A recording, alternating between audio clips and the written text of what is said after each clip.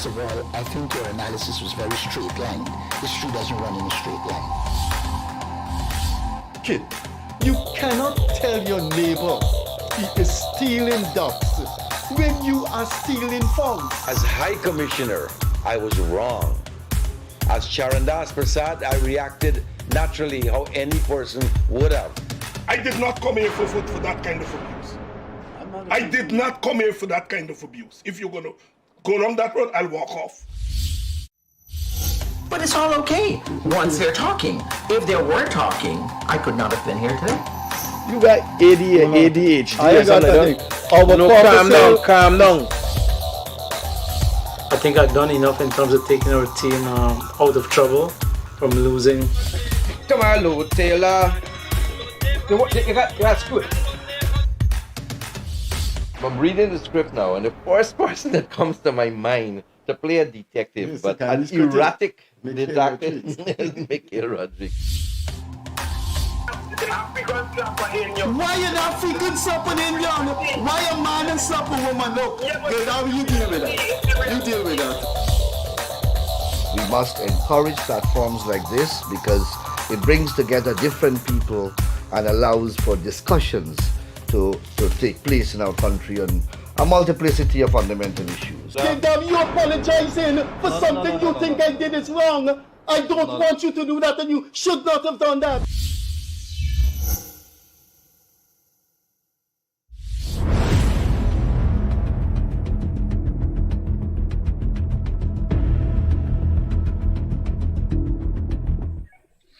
Hi, good evening. Welcome once again to the Gildarie Freddie Kissoon Show. Wherever you are, whatever it is that you're doing, I hope that you're remaining safe.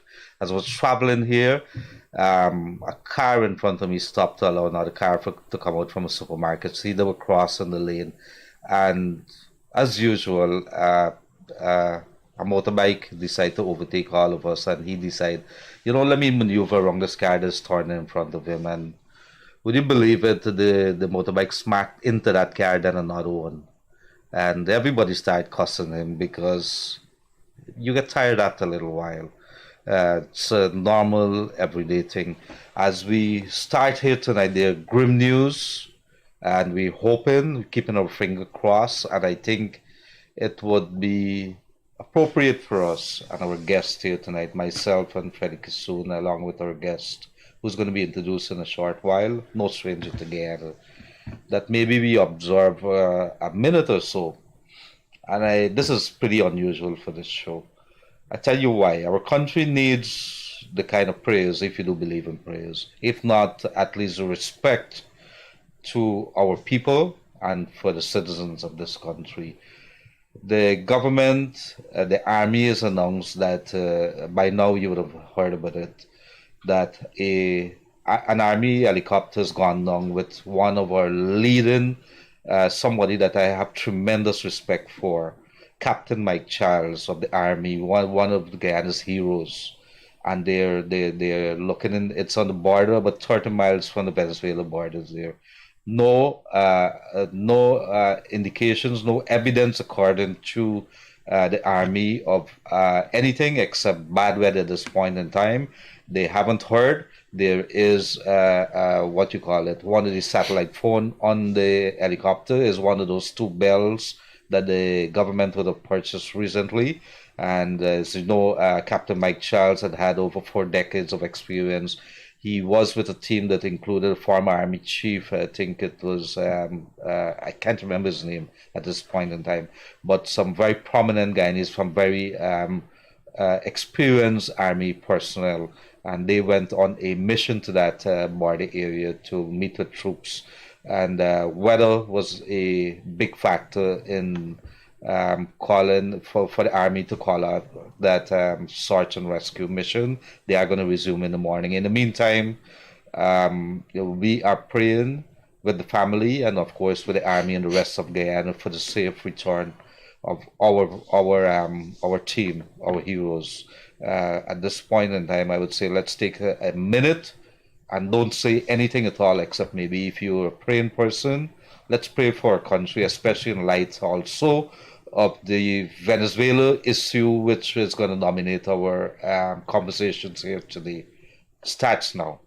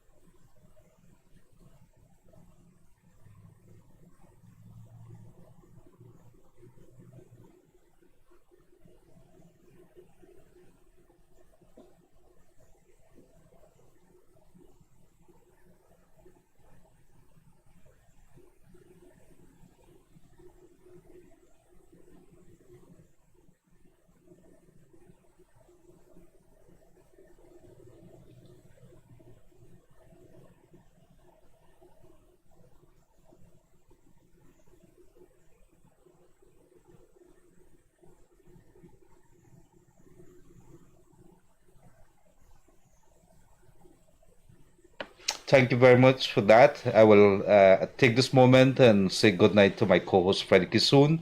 We're going to move very swiftly tonight. Lots to discuss. Our country at the crossroads at the moment. There are some worrying times, but we have a lot of hope. Freddie Kissoon. Thanks. I don't know what our guest, Timothy Jonas, what's his interpretation, but I may be wrong. I think a 1 minute silence is for people who have passed, but I could be wrong. You're wrong. Okay. Well, I hope nobody has passed. But that was my understanding of 1 minute silence. I don't know what. Timothy Jonas is our guest. He is no stranger to this program. Timothy has been with us twice before, and now this is his third appearance. We'd like to thank him over the 17 months that he has graced our studio.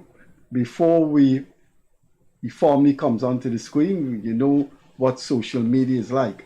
Social media is like a cutlass. It can serve a good purpose and it can serve a bad purpose.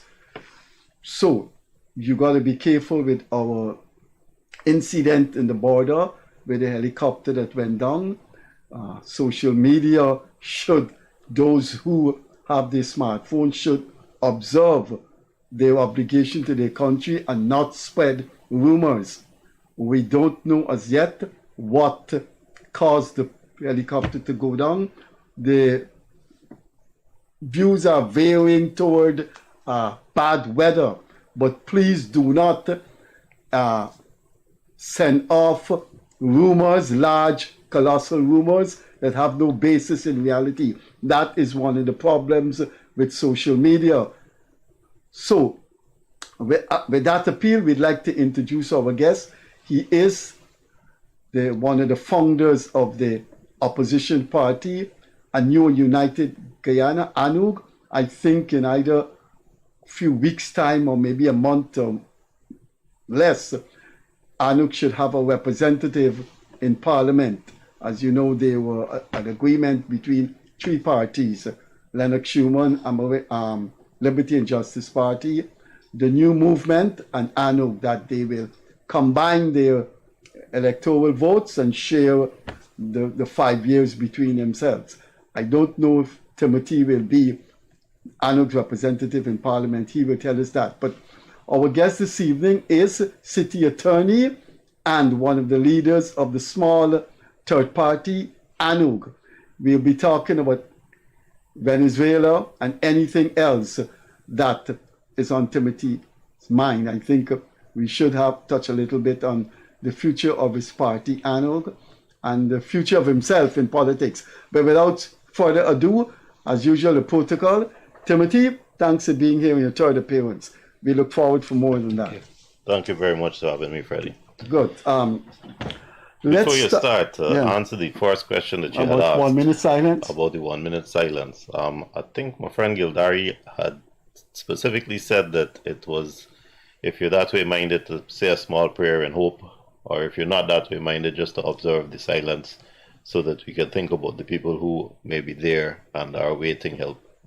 So I think he was specific to say it is a time to pray for to help them. I don't think he had put a full stop on that yet. And certainly with that hope, I think we all got to hope that those folk are in there. Is dark where they are, is wet where they are. I hope that they're in there waiting to be saved. You as you touched on that, you want to tell us anything, any little knowledge you may have of that area? Very little knowledge. I've asked some questions, which I think is what Guyanese are obligated to do. We got to inform ourselves and know what's going on. As Gildarie said, you know, it's funny. I call you Gildarie when I see you on the road, as you know, and it may come across offensive to your viewers, but as you know, I've known you a little while and we are friends. So please accept it in that light. Well, I've known him for 20 years and I call him Gildarie all the time. There you That's go. okay. Well, but you're grumpy, you see. I don't want people to think I'm the same boat as you. I like that. But all right. But as you had said earlier, this is one of the Bell, I think it's 420s they call it. I'm no expert in the subject. But it was one of the 2 helicopters recently purchased by the GDF, as I understand. And after a silence that was a little too long, the GDF held their press conference this evening and informed us that the electronic location transmit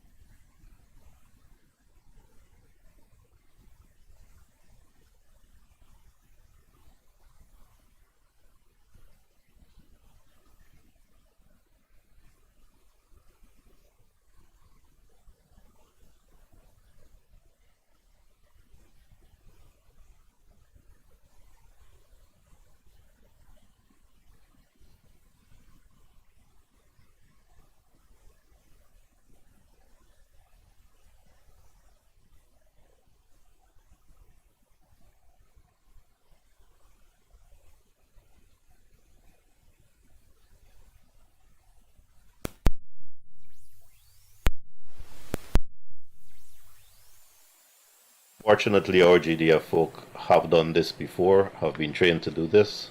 This isn't the first time there's been an accident in that area of Guyana. So we have to hope that despite the difficulties we know they will face, that they have a positive result tomorrow. Well, the good thing about it is the army personnel, and they would have had a lot of jungle training. But there's another thing that the Army Chief Omar Khan said this evening too, which is that there's another way that emergency transmitter could be activated. It could be done manually. So Mike Charles, being the kind of person he is, and if he is captaining that aircraft and he realizes something is happening, he would have been able, and we're assuming, of course, it's natural and everything. But the Army Chief was saying we don't have, and that was made very clear. We don't have any indications at this point in time. It's anything but the weather. We're waiting on that. As of now, we've contacted all the relatives, and we will hit the road early in the morning. But what he's saying is that to get to those areas, in those it's mountainous area, you have to be rappelling the Army search and rescue folks. He says it's a very delicate situation. So, you know, as of now, in the whole context, because of there's a lot of rumors going around, we have to handle it because families are watching, friends are, everybody knows Captain Mike Charles especially. I think the former Army Chief is Mr. Beaton, Gary Beaton, I think it is. I think that's his name. He was on the plane. Yes, he was on the plane too. The Army Chief said it was a mission to Arau, which is one of the border areas where our soldiers are. So there was a mission to that area to meet with our ranks in those areas there. That was what was made very clear. So I just wanted to make those points. Okay. Timothy, what are your thoughts on post-referendum behavior of Maduro? Now, the opposition leader, Machado, gave an interview to the French media, and she said, quite frankly, as a Venezuelan politician, I accept that Essequibo belongs to Venezuela, but we should let the international court decide that. And that was quite reassuring, that she's saying that as an opposition person, that she is going the route of the international court. What are your thoughts on post-referendum Maduro? I'm satisfied at this stage that Maduro's saber-rattling on the question of Venezuela is based entirely on the enormous problems he has domestically in Venezuela. The economy is crashed. He has enormous pressure from abroad. Venezuela is virtually isolated, with the exceptions of Cuba and Russia. I don't think anybody's dealing with them. I know that Biden recently has China is dealing with China. I'm sorry, but in this hemisphere, I know that Biden has recently had talks and softened the position. We know very little about why that was, but given the mass migration of Venezuelans, given the state of their economy and how they are suffering there, and given that apparently in the talks with Joe Biden, one of the issues raised as necessary to be done urgently in Venezuela is fair elections. And there is, of course, the perception that the last elections in Venezuela were not fair. I think that Maduro probably is a bit worried about his political future if there needs to be fair elections. So the easy target from his point of view is Guyana. The way to unify Venezuela behind a common cause is based on the propaganda that they have been fed through their school lives into their adult lives, that Essecobo belongs to Venezuela. We know that the average Venezuelan feels that as strongly as a Guyanese feels that it belongs to Venezuela, and that is because of the propaganda that has taken place in the form of education in that country. And this was, I think, his last-ditch effort to rally the electorate in Venezuela behind him, although the edifice is crumbling around him. I don't think it's going to work for his political future, but unfortunately, as we see so often with politicians, their sense of personal importance and self-aggrandizement is often more important than the larger good. And the harm that this man is doing to Venezuela internationally and the potential harm to Guyana-Venezuela relations, obviously to him is not as important as his own personal political future. Well, concerning that little covenant with President Biden, it had three dimensions. There will be a 6-month suspension of sanctions, and so Venezuela could sell its oil. 2, he had to release detainees that he had imprisoned, and 3, he has to ensure logistical arrangement for a free and fair election. 2 of those things he has not met. He has not released detainees, and Americans have indicated their displeasure at that. And the opposition leader, Machado, she, in her primaries, she was made the consensus candidate for the opposition. He has now used the law to cancel those primaries. So he's backpedaling on the agreement he made with the American government. And that is further problems for him. So where this man is going, no one knows. But I would say, let him fry in his own stew. So, Timothy, let's move on. It is unthinkable.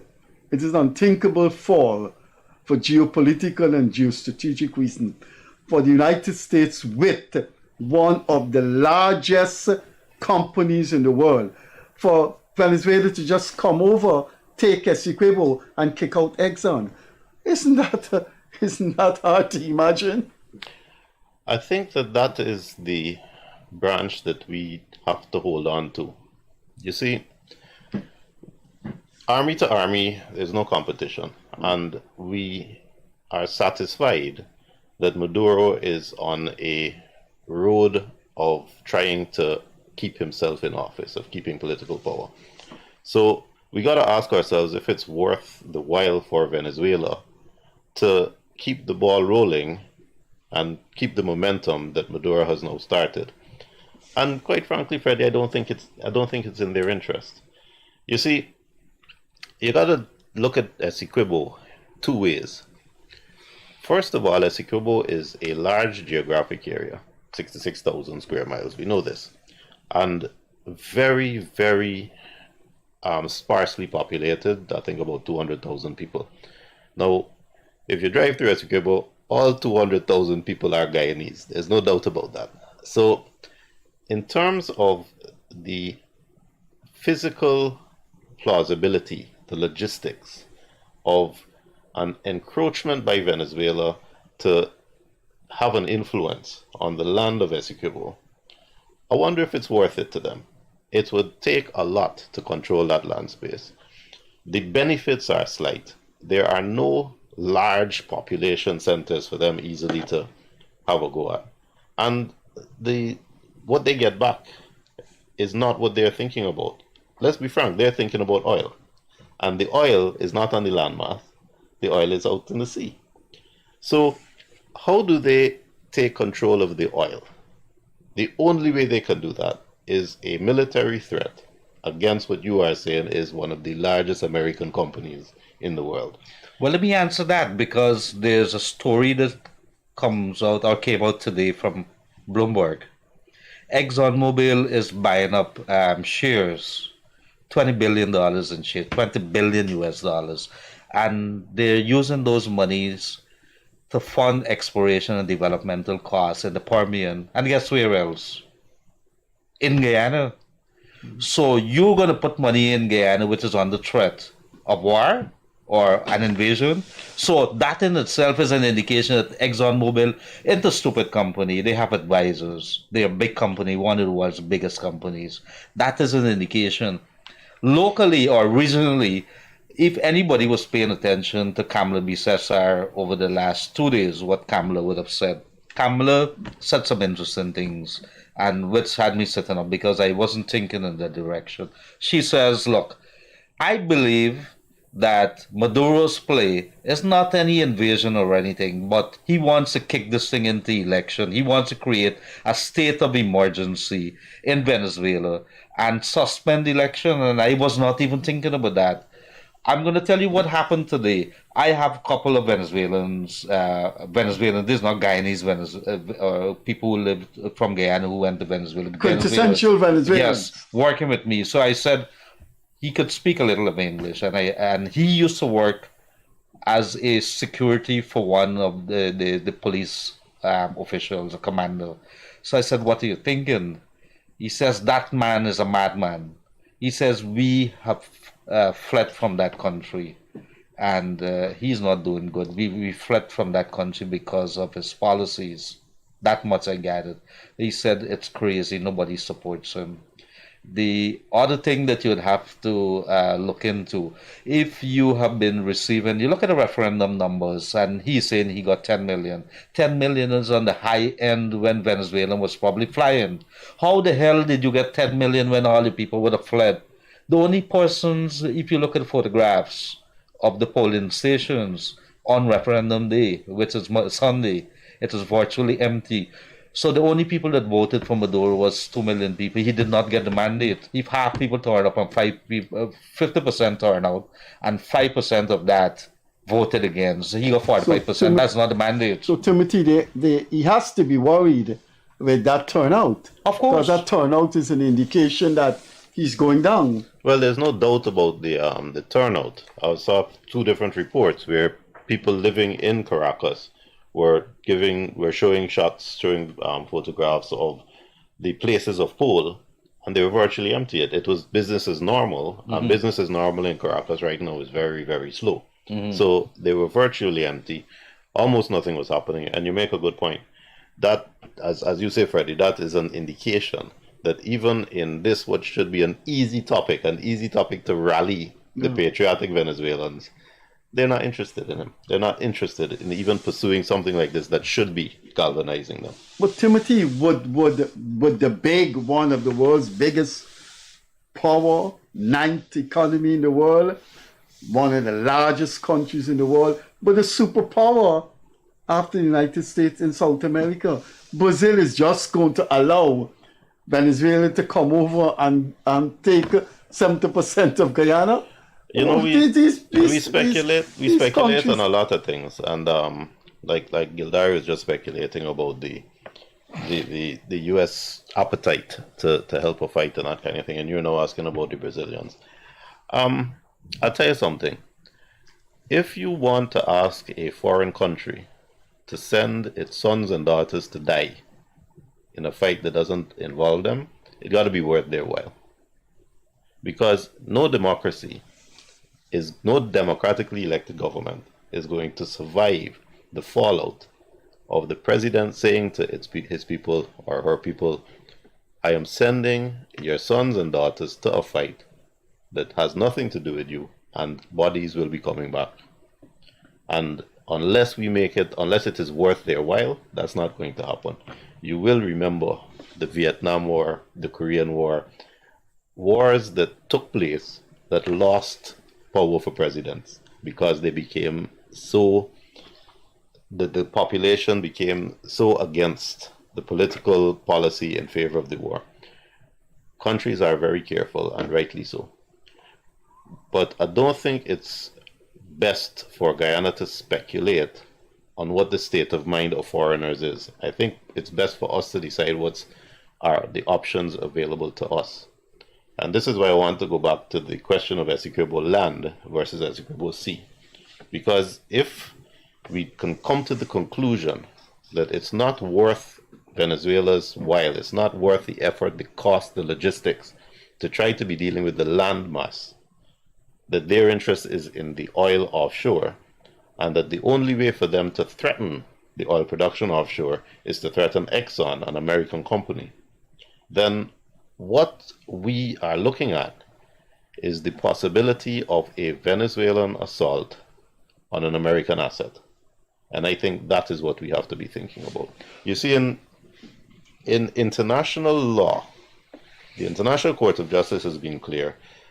The lawyer in me is satisfied that Guyana is in the right in terms of ownership of Essequibo, and therefore ownership of the continental shelf and the sea where the Exxon platforms are. If that's the case, and if the entire international community is supporting Guyana in this, with Venezuela is isolated in this point, then in law, de jure, the fact is that we own it. And if we own it, and if Exxon is continuing to pump oil out there, then we have every right to say to Exxon, no matter what Venezuela does, as long as you are pumping oil under license from us, and you are a company from a country that recognizes and acknowledges our ownership as sovereign of that area, you got to keep paying us the royalties. If that is the leverage that we can apply, if that is where we are going, so that Venezuela's only option is to actually, by military intervention or some other way, stop Exxon, I think that may be the catalyst that we are looking for to make it worth somebody's while to intervene. But we have to raise the stakes. That's very good analysis. But there's a comical dimension to it. Maduro said he will be shaving out license to I hear you, but he can't share out a license to a US or a UK or a Canadian company if the US and the UK and Canada are in law recognizing that this is the sovereign property of Guyana. And that's where he has a difficulty. Well, he's probably sharing out license to Venezuela. But there's a legal side that he's probably sharing out the license to Venezuela. There's another dimension to it too. The 1899 award, if I'm understanding from my layman's side, would have given the Brazil folks some lands, and they give Guyana some lands. So if you were saying, and Venezuela got some too.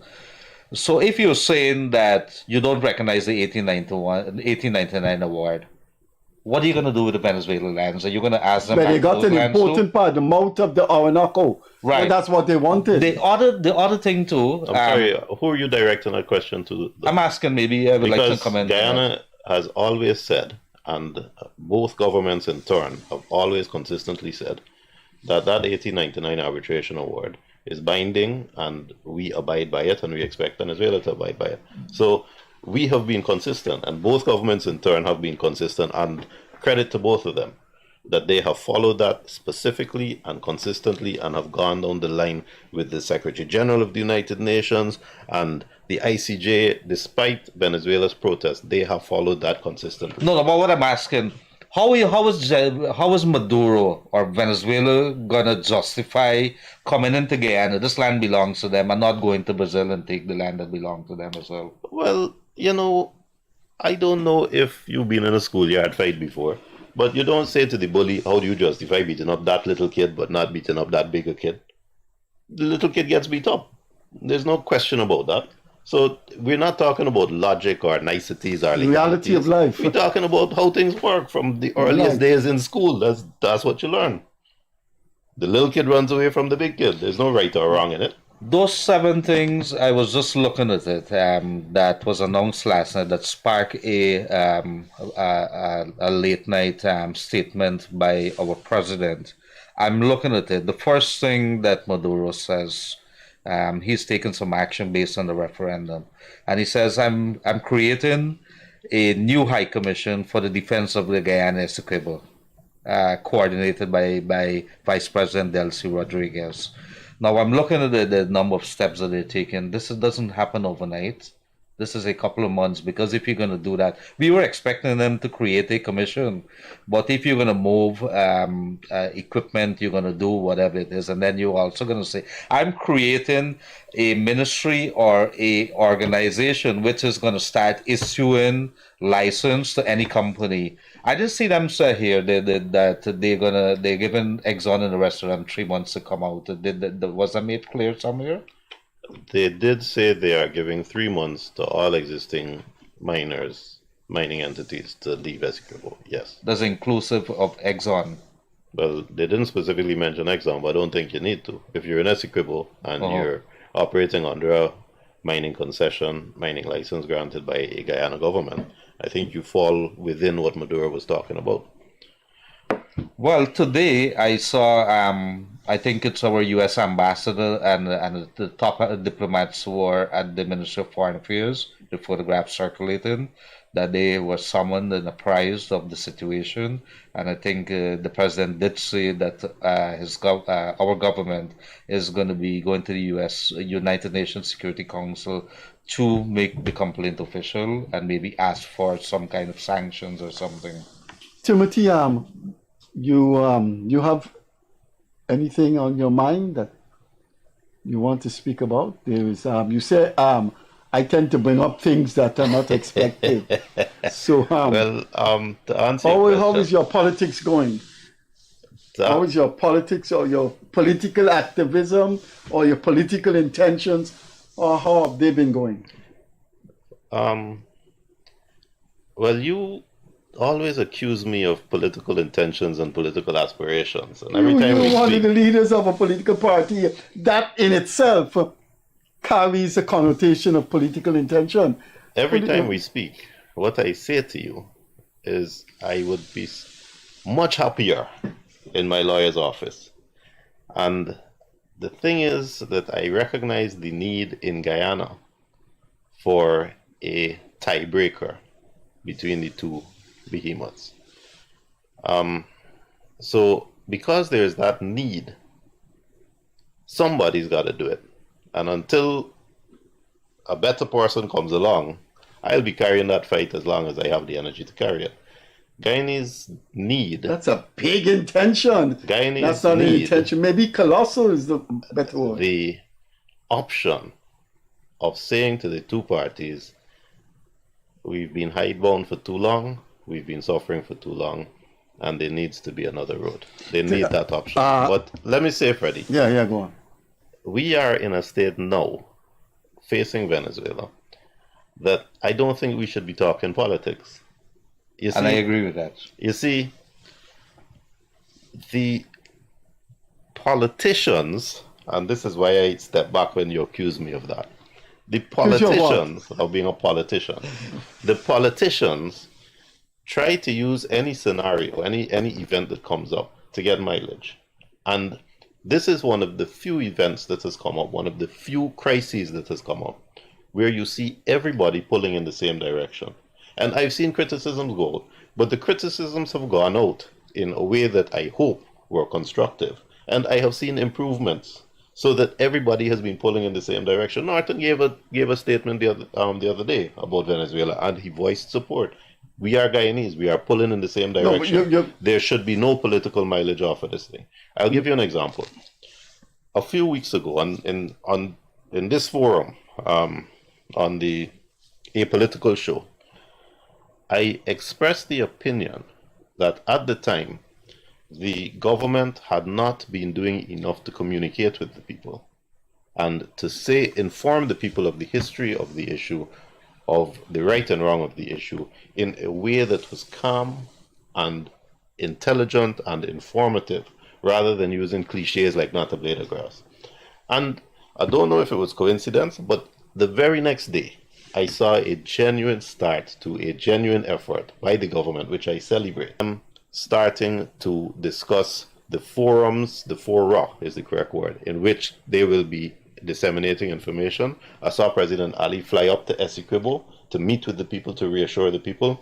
I saw the government-owned media, which, as you know, often are propaganda rags, beginning to disseminate information in a meaningful way and in a calm and rational way.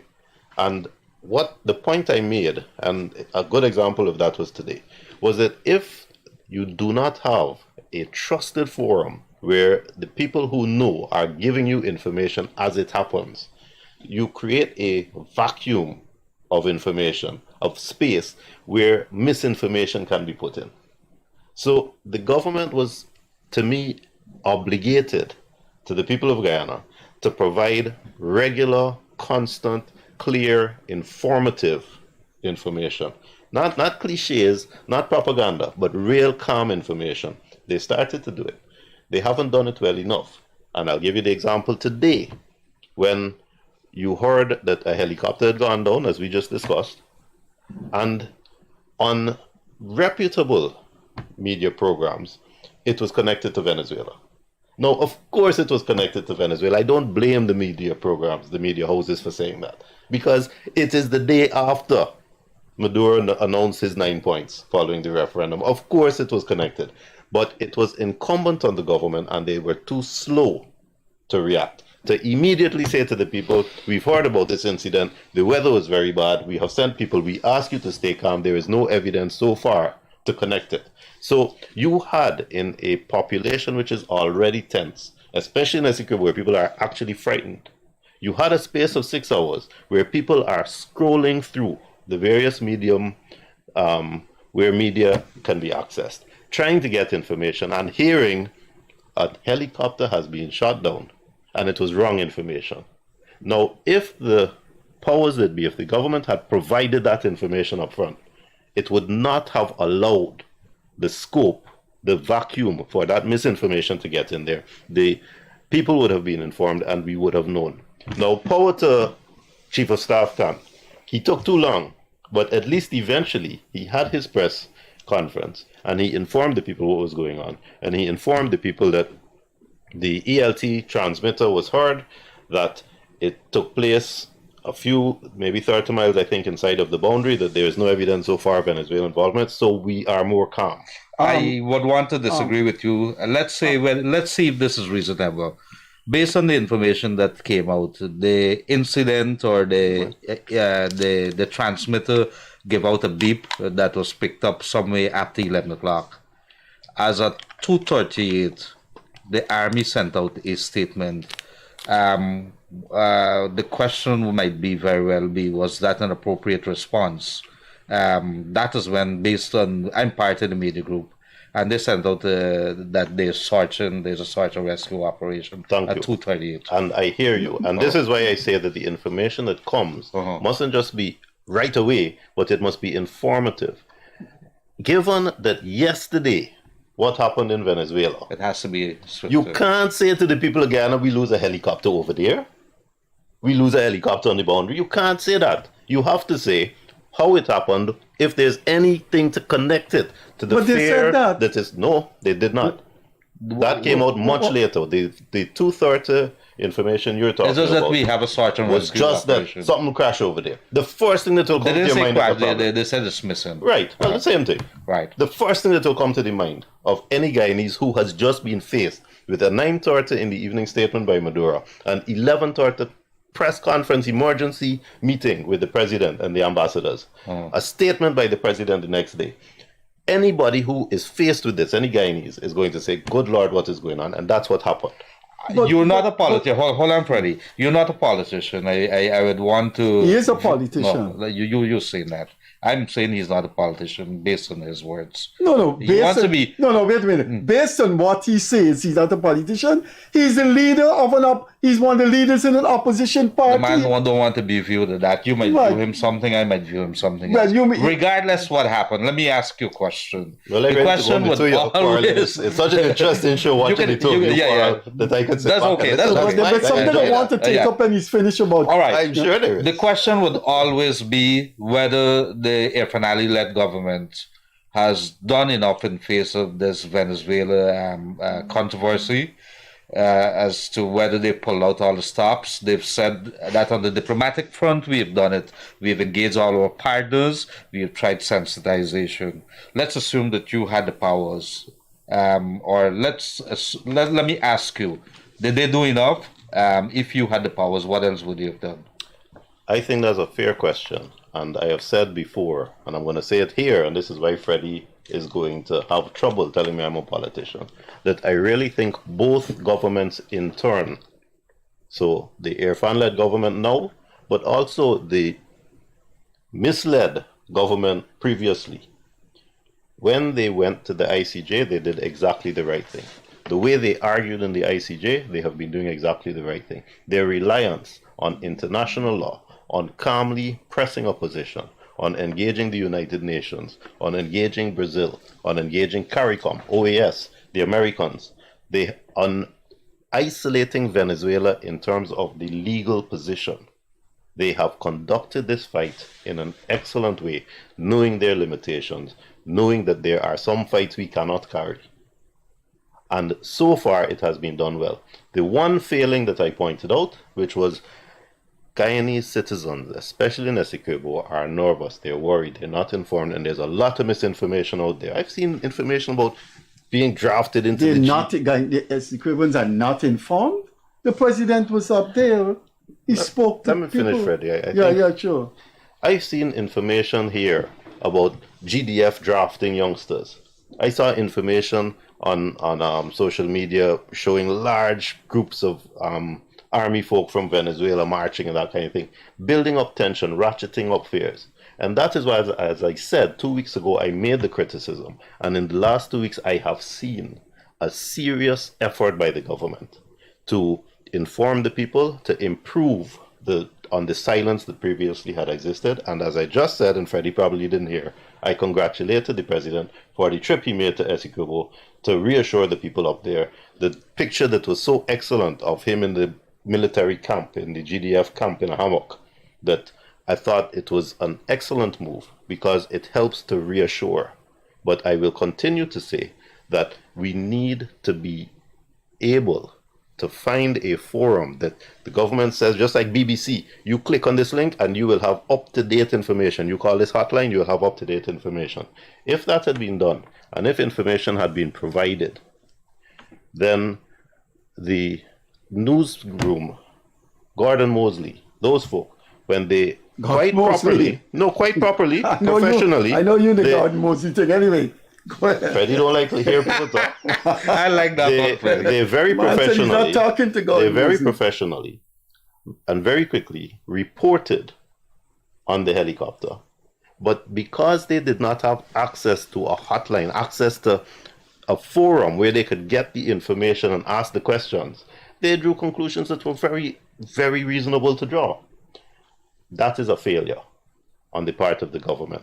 They need to continue and they need to be better in accessing information and allowing us to access information so that the tensions don't raise and so that that space that exists in social media for misinformation and for wrong conclusions and wrong inferences, that space needs to be reduced. so that we are sure of the information we're having. We're sure of its authenticity. I would like to see that formula. I'd like to see that formula. It's difficult to get. It's difficult, but you agree it's important. There is an omission, and we carried on, and I didn't get a chance to talk to you about it. I am not too sure you're 100% accurate talking about this united front. There have been moments where the opposition have used the situation in ways that I think people will find unacceptable. I'll give you two examples. There was a very angry reaction from the government with one of the senior opposition politicians saying Mr. Jagdeo went and offered the Venezuelans a sea lane. The vice president reacted angrily to that by saying they knew that sea lane offer was done under the Hoyt presidency. Why did they attribute that to me? And I think that set off a tit for tat. Now, we had a very senior opposition politician sitting right in front of you.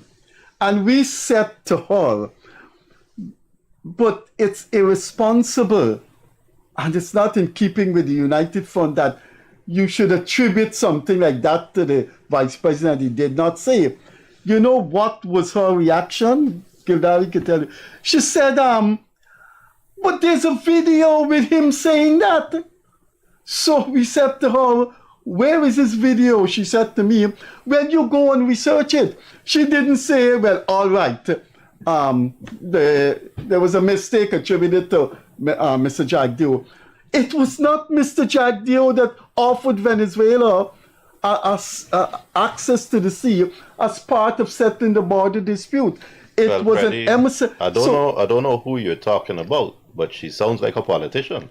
The person was Amanza Walton Deserve. She insisted. She didn't say, well, okay. Well, he didn't say that, okay. That was. She said, he said so. I saw him in a video saying that.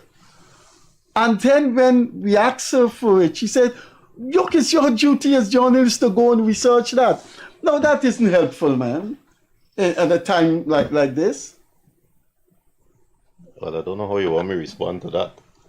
Well, we could move on, but I thought you have to respond since you made a statement, but we're all united and we're glad about that.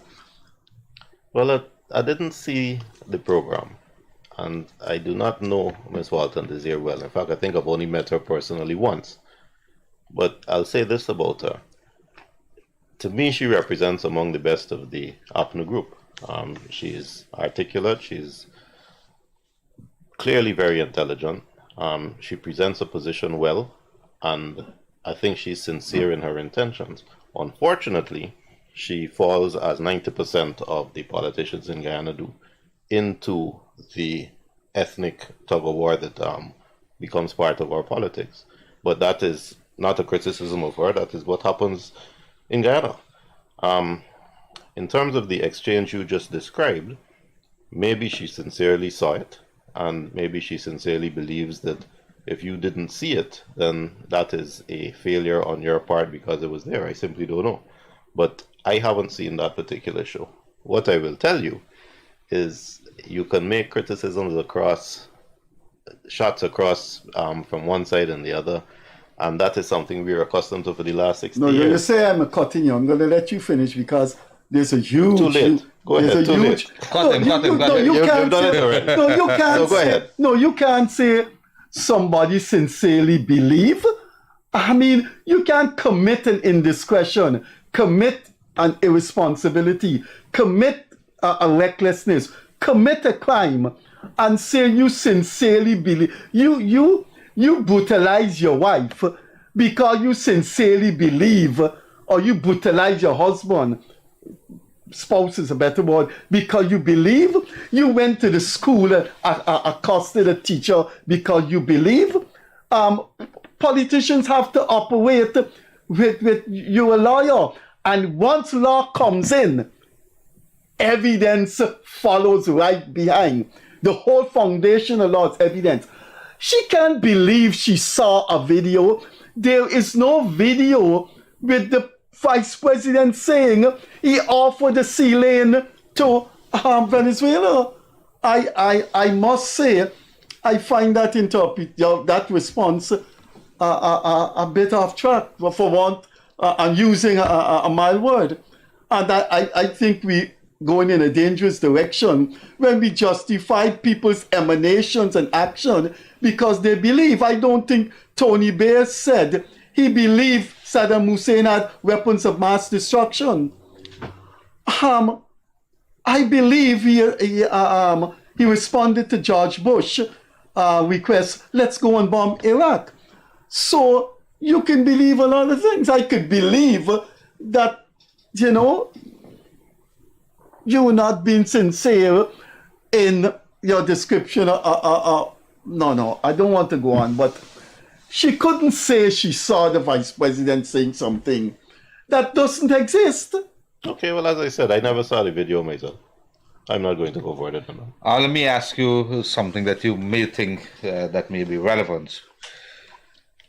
At this point in time, we have seen the government has advised, don't follow anything, don't follow rumors. We're going to give you GDF, you're going to go to the DPI and wherever it is, the official sources to get your information. I think I saw a couple of our viewers would have raised some issues with one of our leading newspaper and the publisher siding or reportedly siding with Maduro and his stance and some of his statements. Should Guyana unite and hold one hands and not discuss anything else except what is good for our country? Is it treasonous to say anything that's against? Your thoughts on that?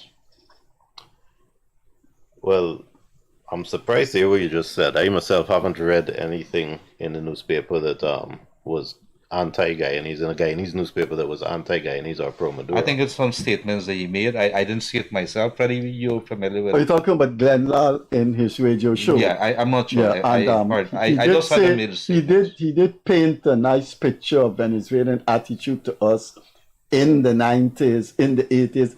He did refer to Venezuela as our beloved neighbor.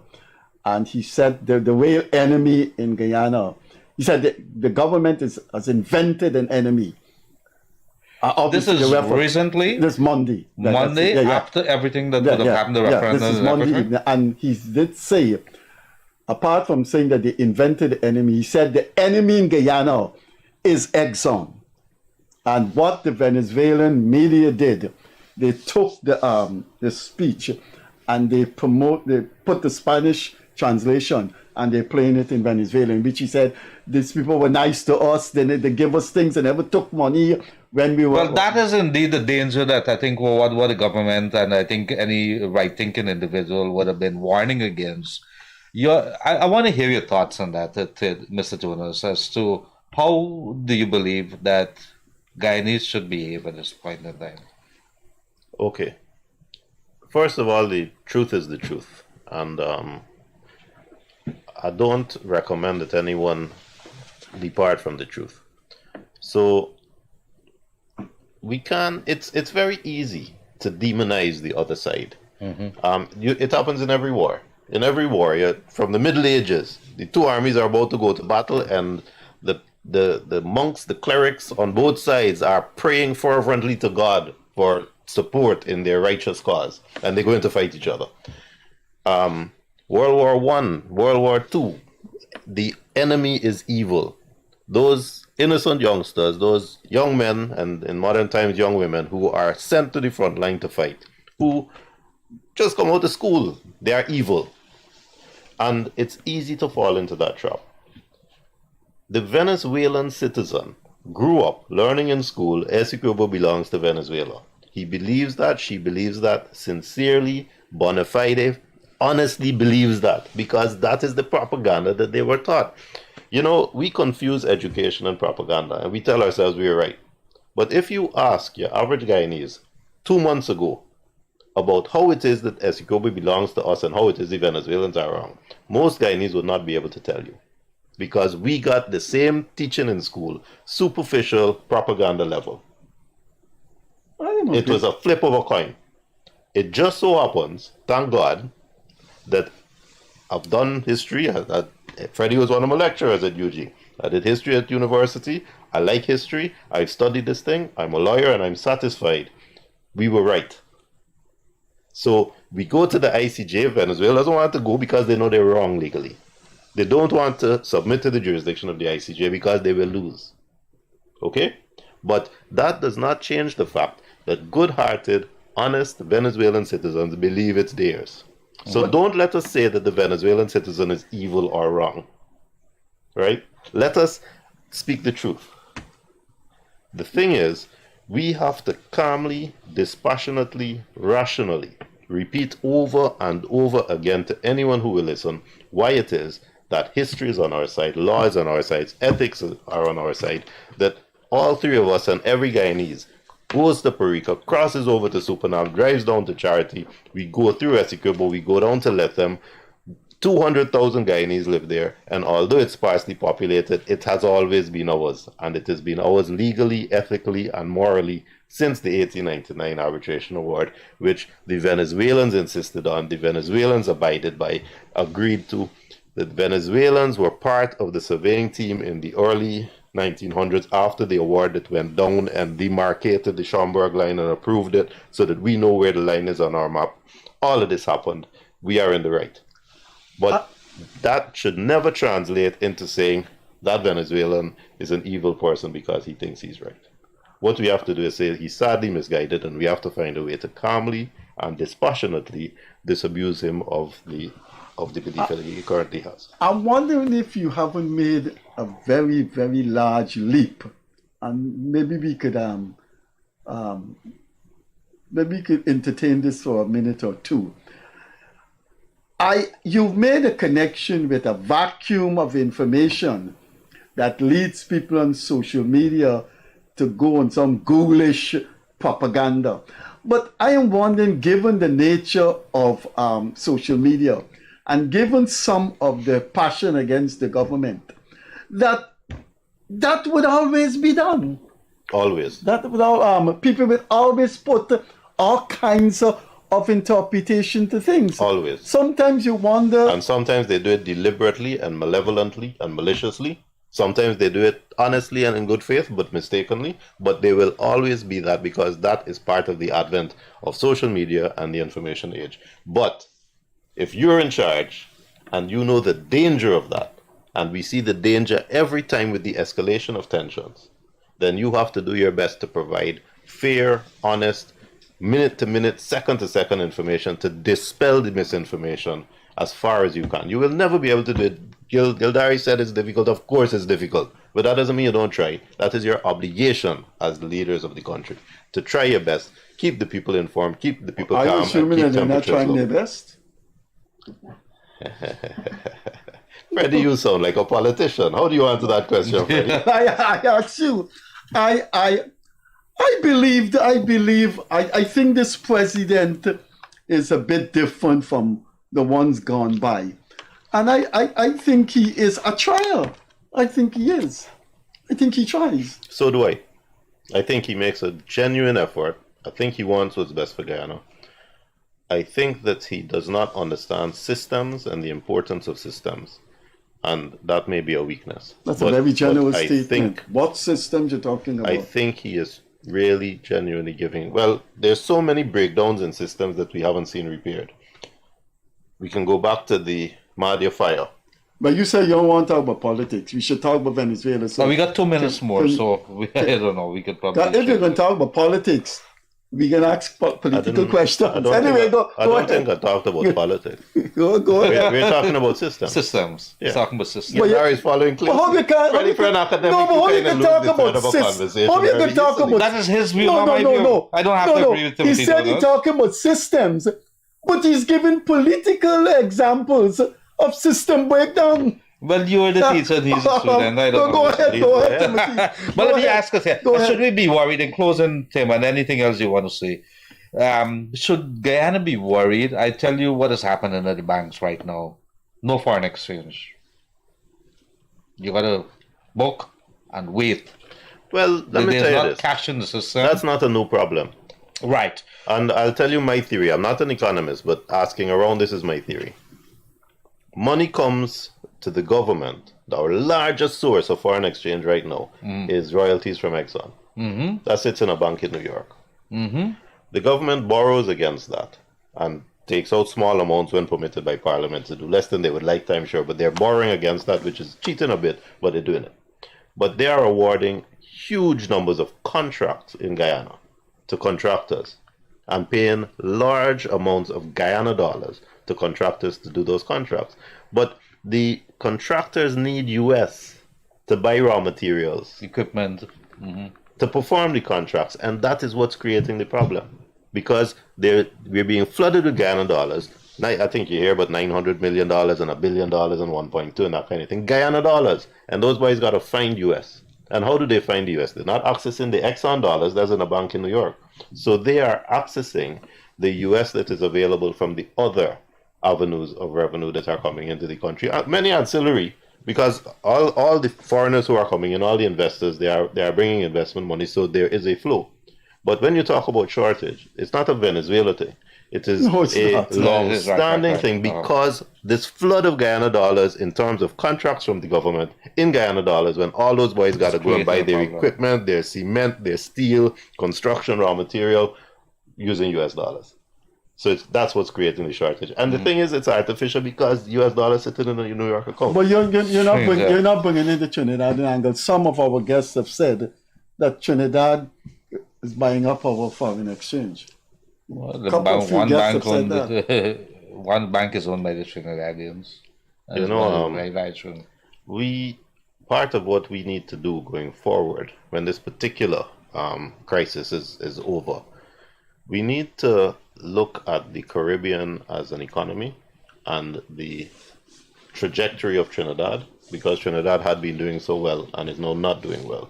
But Trinidad has expertise, it has a middle class, it has a level of society that creates a market. And I think that if we ignore the fact that we are Caribbean, we lose. So I think that Guyana has to recognize that its place is going to be foremost in the Caribbean. We used to be one of the more developed, as you know, one of the big three, one of the big four. That became a lie. But I think we very soon will be head and shoulders above the other big ones. But I think we need to be a leader in the Caribbean because it is a market for us. It is a place where culturally and historically we are the same. And I think we need to embrace that. Thank you very much. That includes Trinidad. Freddie? But I don't want to end on a political note. Timothy saying that keep it to Venezuela. This is the second time I've heard him refer to the state media as propaganda rag. I think a state media publishing government achievements could hardly be constituted as a rag. A rag is a different connotation. It's a deliberate set about to bastardize journalism. But you can also have private media that are rags. I mean, it'd be hard pressed not to call Fox and the Telegraph in the UK as rags. But I don't want to get into politics. The man said he's not a politician, so I would hope it's always a pleasure having him here, and it's always a good discussion. Right. So I'd like to have him here again. So I don't want to box him into a political corner. I don't want to box him into but he wouldn't come again. So box him into so he wouldn't come again. So that's my conclusion. No, chicken man. What's wrong with you? Did you see him during the election? I like the part he just said, but they don't want to take him up. You got to say the truth. Remember Pontius Pilate asked, "What is the truth in Guyana? What is the truth?" What are the lies? He's a member of the board. Maybe we can have that conversation in next time. Forum. Ladies and gentlemen, that has been it. It is a very somber time for us in Guyana, not only because of the Venezuela situation, but because of our pilots, our crew, leading army personnel who lost in the jungle, and we keep in our prayers.